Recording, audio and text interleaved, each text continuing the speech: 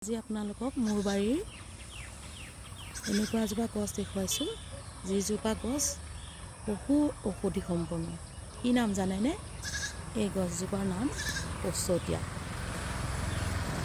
কিছু কিছু লোকেতো বাৰু এইজোপা গছ চিনি পায়, যিসকলে চিনি নাপায় তেখেতসকলক দেখুৱাইছোঁ। তেখেতসকলে চিনি থ'ব, এয়া ওচৰৰ পৰা দেখুৱাইছোঁ, আপোনালোকে চিনি থওক, বহুত কাম আহিব।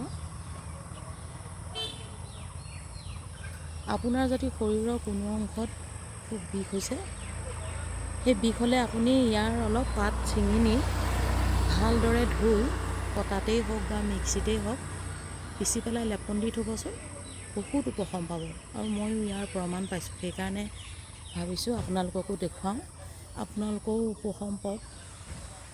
বিষ বুলিলে মানুহৰ কেনেকুৱা লাগে নহয় জানো? সেইকাৰণে মই যেতিয়া প্ৰমাণ পাইছোঁ, সেইকাৰণে আপোনালোককো দেখুৱাবলৈ মই এই ভিডিঅ'টো আপোনালোকলৈ পঠিয়াইছোঁ। আপোনালোকেও চিনি থ'ব, এই গছজোপা কামত আহিব।